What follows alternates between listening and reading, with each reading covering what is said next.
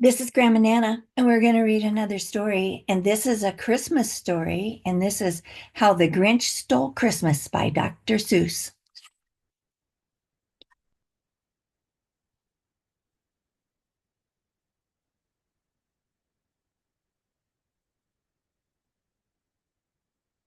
Every Who down in Whoville liked Christmas a lot.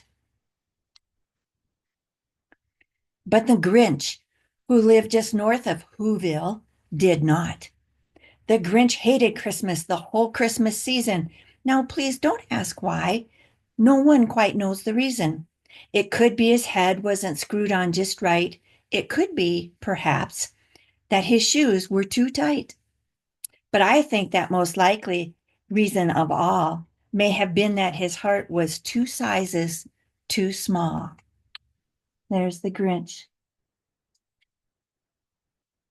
But whatever the reason, his heart or his shoes, he stood there on Christmas Eve hating the Who's, staring down from his cave with a sour, grinchy frown at the warm lighted windows below in their town.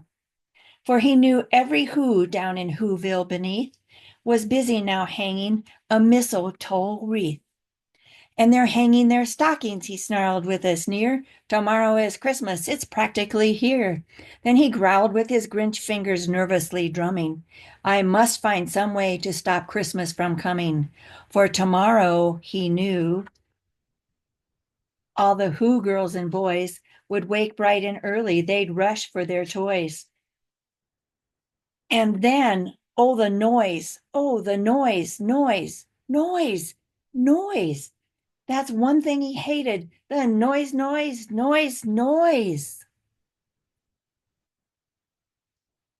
Then the Who's young and old would sit down to a feast, and they'd feast, and they'd feast, feast, feast. They would feast on Who pudding and rare Who roast beast, which was something the Grinch couldn't stand in the least. And then they'd do something he liked least of all. Every Who down in Whoville, the tall and the small, would stand close together with Christmas bells ringing.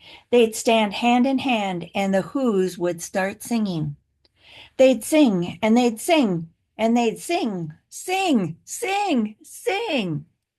And the more the Grinch thought of this Who Christmas sing, the more the Grinch thought, I must stop this whole thing.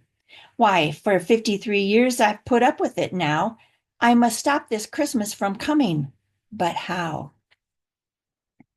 And then he got an idea, an awful idea. The Grinch got a wonderful, awful idea. I know just what to do, the Grinch laughed in his throat, and he made a quick Santa Claus hat and a coat. And he chuckled and chuckled, what a great Grinchy trick. With this coat and this hat, I look just like Saint Nick. All I need is a reindeer, the Grinch looked around, but since reindeer are scarce, there was none to be found. Did that stop the old Grinch? No. The Grinch simply said, if I can't find a reindeer, I'll make one instead. So he called his dog Max. Then he took some red thread and he tied a big horn on the top of his head. Then he loaded some bags and some old empty sacks on a ramshackle sleigh and he hitched up old Max. Then the Grinch said, giddy up, and the sleigh started down toward the homes where the Who lay a snooze in their town. All their windows were dark, quiet snow filled the air. All the Who's were all dreaming sweet dreams without care. When he came to the first little house in the square, this is stop number one, the old Grinchy Claus hissed, and he climbed to the roof, empty bags in his fist.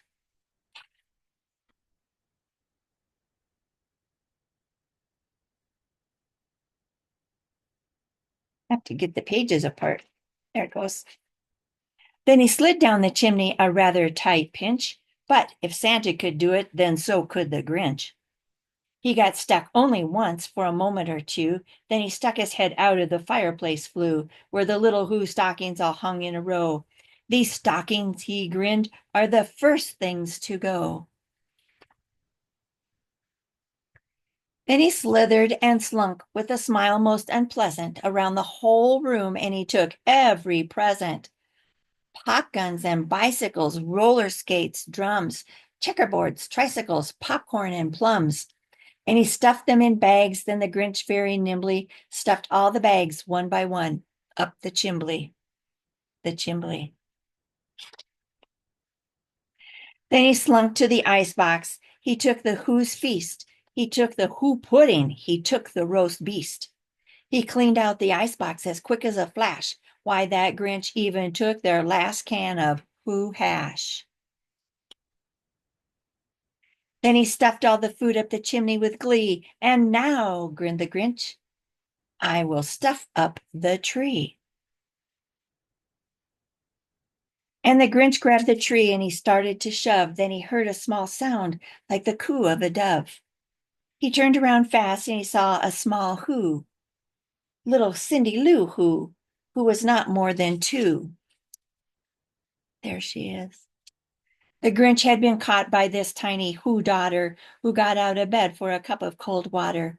She stared at the Grinch and said, Santa Claus, why? Why are you taking our Christmas tree? Why? But you know that old Grinch was so smart and so slick. He thought up a lie and he thought it up quick. Why, my sweet little tots, the fake Santa Claus lied. There's a light on this tree that won't light on one side. So I'm taking it home to my workshop, my dear. I'll fix it up there, then I'll bring it back here. And his fib fooled the child. Then he patted her head and he got her a drink and he sent her to bed. And when Cindy Lou Who went to bed with her cup, he went up the chimney and stuffed the tree up. Then the last thing he took was the log for their fire. Then he went up the chimney himself, the old liar. On the walls he left nothing but hooks and some wire, and one speck of food that he left in the house was a crumb that was even too small for a mouse.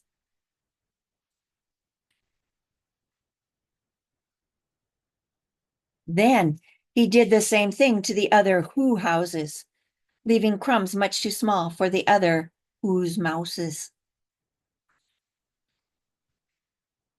It was 1/4 past dawn, all the Who's still abed, all the Who's still a snooze when he packed up his sled. Packed it up with their presents, the ribbons, the wrappings, the tags and the tinsel, the trimmings, the trappings. 3,000 feet up the side of Mount Crumpet, he rode with his load to the tip top to dump it. Pooh, pooh to the Who's. He was Grinchishly humming. They're finding out now that no Christmas is coming. They're just waking up. I know just what they'll do. Their mouths will hang open a minute or two. Then the Who's down in Whoville will cry all boo-hoo. That's a noise, grinned the Grinch, that I simply must hear. So he paused, and the Grinch put his hand to his ear. And he did hear a sound rising over the snow. It started in low, then it started to grow. But the sound wasn't sad. Why, this sound sounded merry. It couldn't be so, but it was merry, very. He stared down at Whoville. The Grinch popped his eyes. Then he shook. What he saw was a shocking surprise. Every Who down in Whoville, the tall and the small, was singing without any presents at all. He hadn't stopped Christmas from coming. It came. Somehow or other, it came just the same. And the Grinch, with his Grinch feet ice cold in the snow, stood puzzling and puzzling. How could it be so? It came without packages, it came without ribbons, it came without tags, it came without packages, boxes, or bags. And he puzzled 3 hours till his puzzler was sore. Then the Grinch thought of something he hadn't before. Maybe Christmas, he thought, doesn't come from a store. Maybe Christmas, perhaps, means a little bit more. And what happened then? Well, in Whoville, they say that the Grinch's small heart grew 3 sizes that day. And the minute his heart didn't feel quite so tight, he whizzed with his load through the bright morning light, and he brought back the toys and the food for the feast. and he himself, the Grinch, carved the roast beef. Well, he learned his lesson, didn't he? He got a big heart. How the Grinch Stole Christmas by Dr. Seuss. Hope you enjoyed that story.